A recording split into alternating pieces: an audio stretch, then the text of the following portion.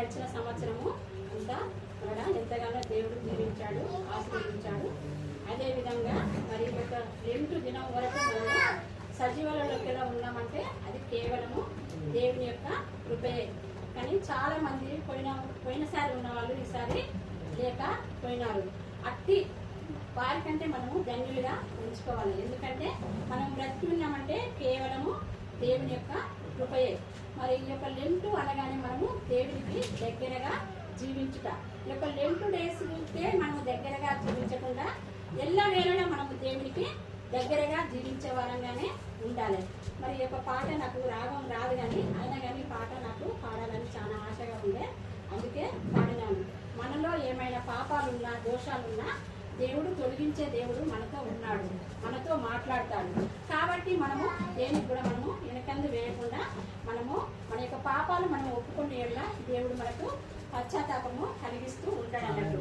చెప్పలేని బాధలు మన హృదయంలో ఉంటాయి, ఎన్నో బాధలు ఉంటాయి, ఎన్నో ఇరుకులు ఉంటాయి, ఎన్నో ఇబ్బందులు ఉంటాయి. కానీ ఇరుగు పొరుగు వారికి చెప్తే అవి కొంత మట్టుకే. మనము అదే దేవుడితో చెప్పినట్లయితే మనకు సమాధానం ఇచ్చే దేవుడు లేడని ఈ యొక్క పాటలో ఉన్న అర్థము నాకు చాలా మీనింగ్తో కూడిన పాటని నేను అప్పుడప్పుడు నేను నాకు బాధ కలిగిన కష్టం కలిగిన ఈ పాట పాడితే నాకు ఒక ఆదరణగా అనిపిస్తుంది. మనకు తల్లివి నీవే, తండ్రివి నీవే, బంధువు నీవే అనే అర్థం ఉంది కదా.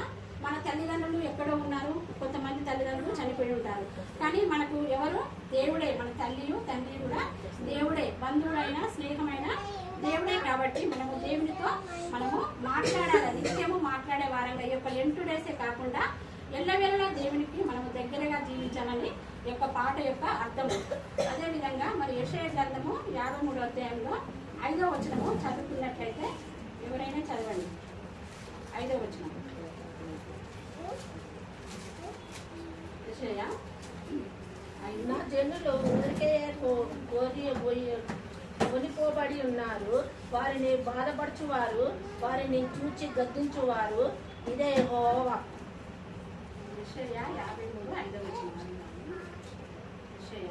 మన అతిక్రమములను బట్టి అతడు గాయపరచబడెను, మన దోషములను బట్టి నలగొట్టబడెను, మన సమాధానార్థమైన శిక్ష అతని మీద పడెను, అతడు పొందిన దెబ్బల చేత మనకు స్వస్థత కలుగుచున్నది.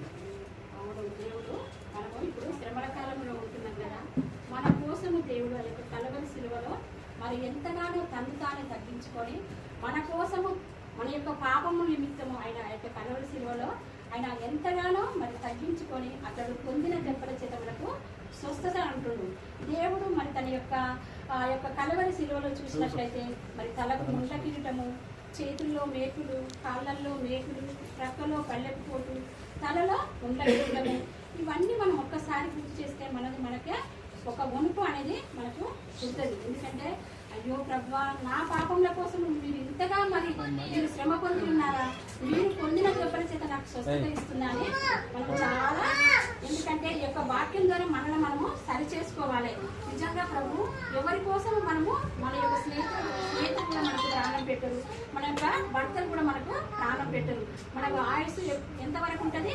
దేవుడు పిలిచిన మనము పోవలసిన వారు. ఈ యొక్క ప్రయాణం మనం ఈ యొక్క యాత్ర మనము ఈ యొక్క లోకంలో యొక్క యాత్రనే మనము చేయించున్నాము. కాబట్టి దేవుని యొక్క శక్తిని మనం పొందుకొని ఆయన ఇచ్చే మరి స్వస్థతను మనం కనిపెట్టుకొని ఆయన కొరకు, దేవుడు మన కొరకు అంత చేసిన దేవునికి మనం ఎట్లా ఉండాలి? ఆయనకు దగ్గరగా జీవించే వారంగా ఉండాలి.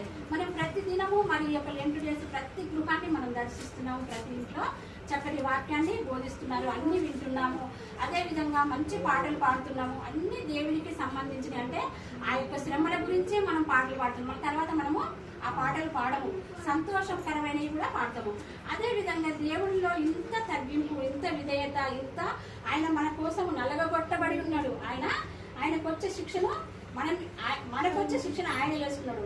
అలాంటి దేవునికి మనం ఏమిచ్చి మన యొక్క రుణాన్ని తీర్చుకోగలము. మన యొక్క ఇరికి కలిగిన హృదయాన్ని దేవునికి అర్పించే వారంగా ఉండాలని దేవుని యొక్క వాక్యం మనతో మాట్లాడుతుంది. ప్రతి బంధం కూడా రక్త సంబంధం కావాల్సిన అవసరం లేదు. ఎందుకంటే మనల్ని అర్థం చేసుకునే మనసు ఆపదకు వస్తే నేను ఉన్నానని ధైర్యం చెప్పువారుంటే చాలు.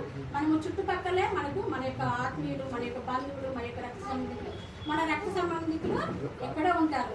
కానీ ఈ యొక్క వాక్యం మనం ఈ యొక్క మీనింగ్ మనం చూసినట్లయితే నిజంగా మన యొక్క సంఘంలో కానీ మన యొక్క చుట్టరికల కానీ మన యొక్క బంధువులను కానీ ఏ ఒక్కరి మనసులో ఏదున్నా కోపమున్నా తాపమున్నా ఎవరికైనా ఏదైనా అయ్యిందంటే వెంటనే మనం వాళ్ళ దగ్గరికి పోవడము, చూడడము, వాళ్ళని దర్శించడము, వాళ్ళని పరామర్శించడము, అది ప్రార్థన చేయడము, అది మంచి అలవాటు. మనకు క్రైస్తవులకు కావలసినది అది ఒక్కటే.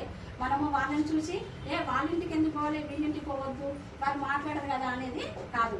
కానీ దేవునికి అది ఇష్టమని దేవుని యొక్క వాక్యము మనతో మాట్లాడుతుంది. లూకాసు వార్త 23వ అధ్యాయము 34వ వచనంలో ఈ మాటల్లో క్షమాపణ కనిపిస్తుంది మనకు. ఇక్కడ లూకాసు వార్త మరి 23వ అధ్యాయము 34వ వచనంలో, తండ్రి వీరేమి చేయుచున్నారో వీరికి తెలియదు కనుక మీరు క్షమించమంటున్నారు దేవుడు.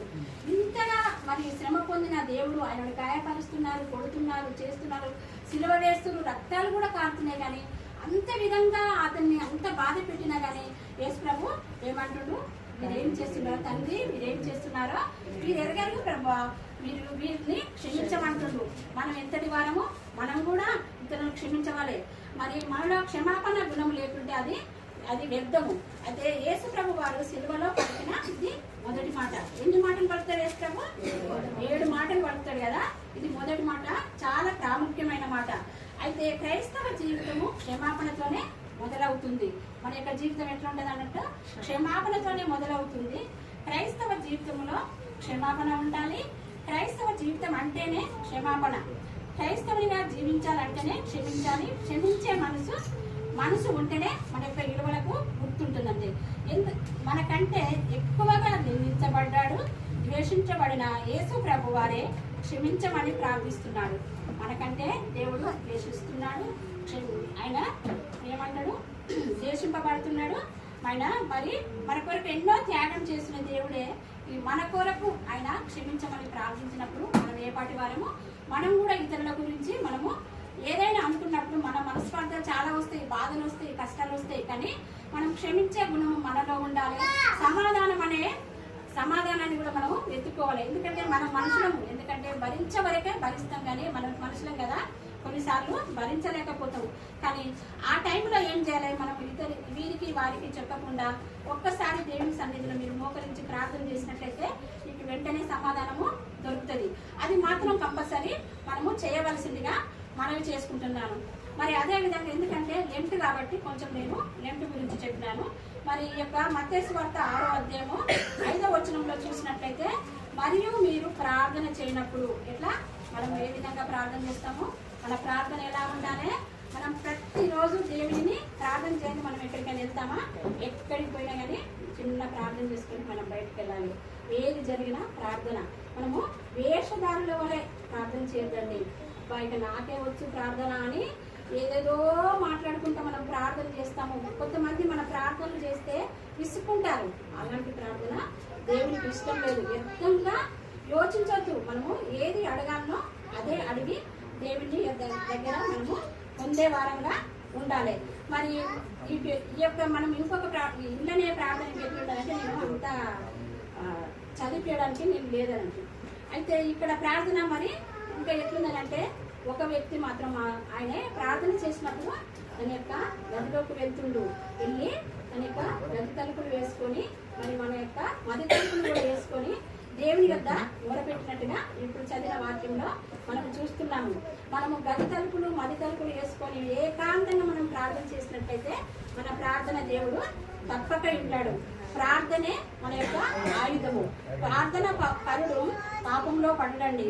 ప్రార్థన పరుడు పాపం అనే ఊరిలో కూడా చిక్కుకోడు. ఆ ప్రార్థనే ప్రతి పాపపు బంధకముల నుండి తప్పించుతుంది కదా. మనము ప్రార్థన చేసినప్పుడు మనం ఏది చేసినా కానీ అది మనము యథార్థంగా చేస్తే, మనస్ఫూర్తిగా చేసినట్లయితే ఆ ప్రార్థనకు మనకు జవాబు దయచేస్తారు.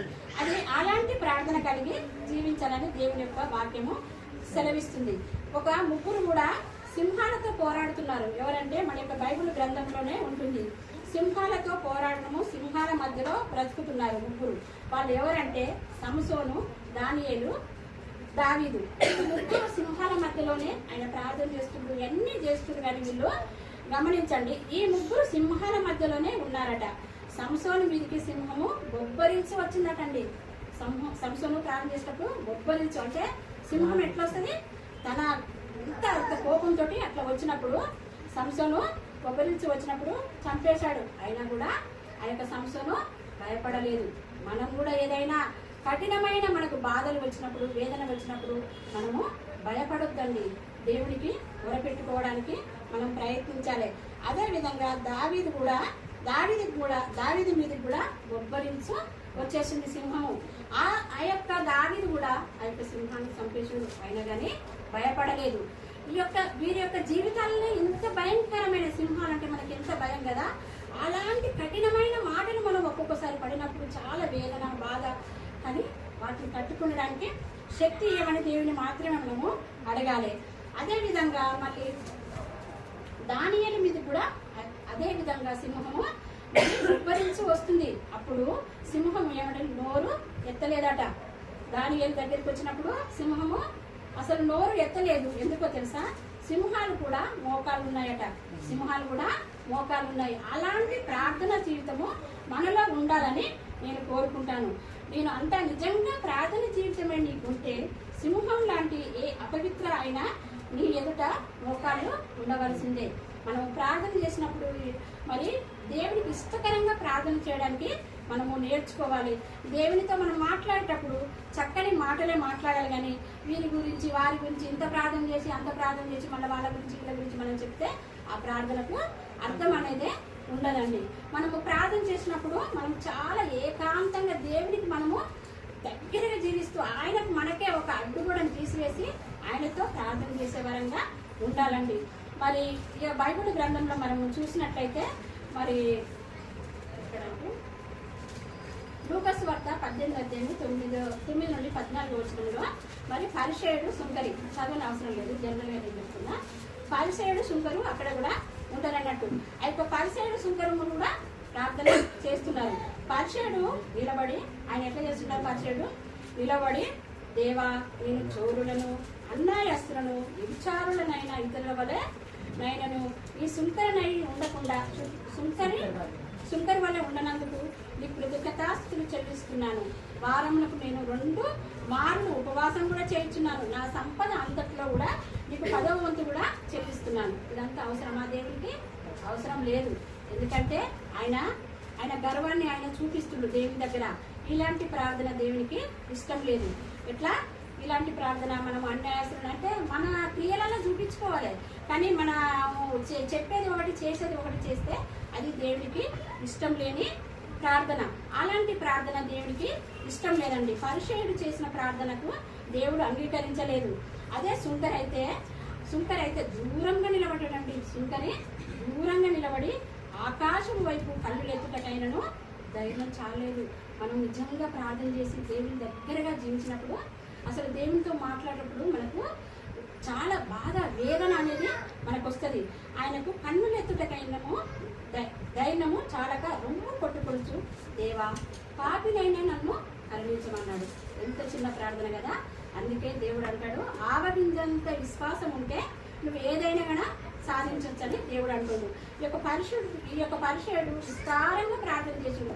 దాంట్లో ఏమైనా ప్రయోజనం ఉందా? లేదు. ఈ యొక్క సుంకరి ప్రార్థన మాత్రం దేవుడు విన్నాడు.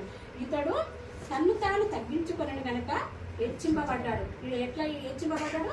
ఆయన తన్ను తాను తగ్గించుకున్నాడు కాబట్టి హెచ్చింపబడ్డాడు.